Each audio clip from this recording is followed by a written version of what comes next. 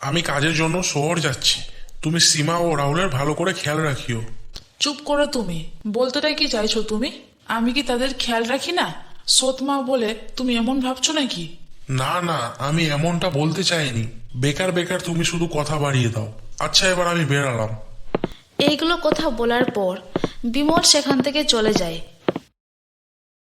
সন্ধ্যাবেলায় সীমা তার মায়ের কাছে আসে আর বলে, মা, আমাকে আর রাহুল দাদাকে কিছু খেতে দাও, আমাদের খুব খিদা পেয়েছে।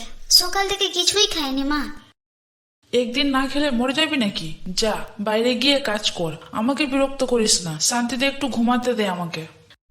সীমা মন খারাপ করে বাইরে চলে যায় এবং রাহুলকে সব বলে। তখনই রাহুল ও সীমা রান্নাঘরে চলে যায় এবং দেখে, দিদি এদিকে দেখ, এখানে ক্ষীর রান্না করে রাখা আছে। এটা দুজনে মিলে বসে খাই। না ভাই, এটা খাওয়া যাবে না।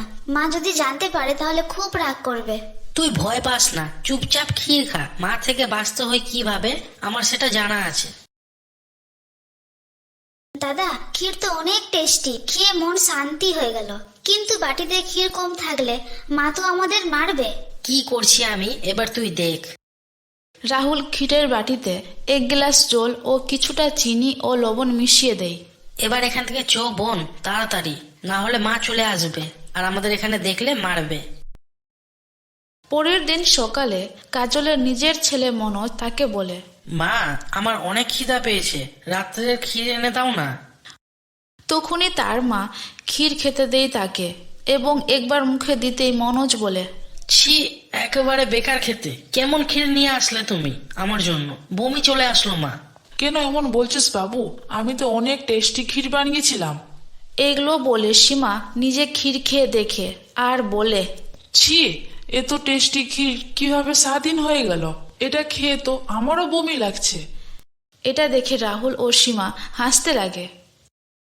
কিছুক্ষণ পর কাজলের প্রতিবেশী কাজলের বাড়ি আসে আর বলে, কাজল, তোমার জন্য একটা খুশির খবর আছে।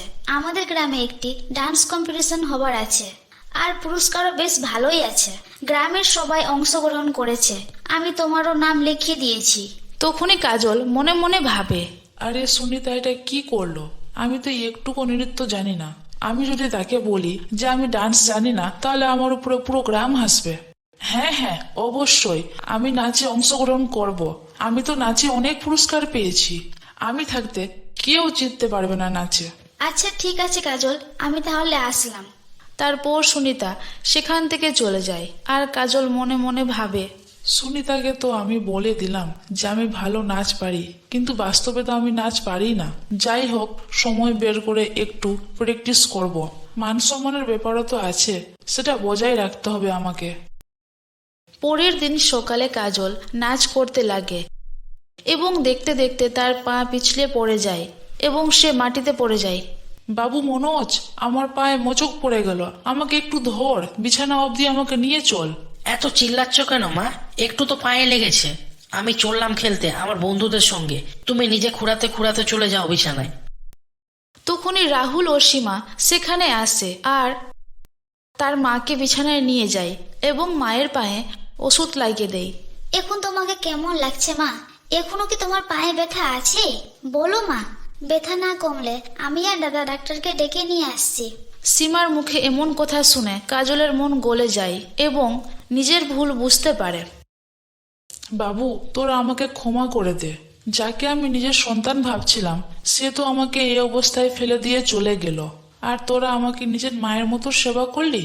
আর আমি কত নিষ্ঠুর যে তোদের সঙ্গে সব সময় খারাপ ব্যবহার করতাম ও কষ্ট দিতাম। তোরা আমাকে ক্ষমা করে দে রে মা। আমি সব সময় সৎ মায়ের মতো ব্যবহার করেছি তোদের সঙ্গে। মা, তুমি এমন কেন বলছো? তুমি তো আমাদের সব। তোমাকে আমরা মন থেকে নিজের মা মেনেছি। আমাদের বিশ্বাস ছিল যে তুমি একদিন অবশ্যই আমাদের সন্তান মেনে নেবে। হ্যাঁ মা, বোন ঠিক বলেছে। আমরা কখনোই তোমাকে সৎ মা ভাবেনি, সব সময় আমরা তোমাকে নিজের মা মনে করেছি। ফ্রেন্ড, আশা করি আমাদের এই ভিডিওটি তোমাদের ভালো লেগে হবে, তাই ভিডিওটিতে লাইক দিয়ে চ্যানেলটি সাবস্ক্রাইব করে দিও।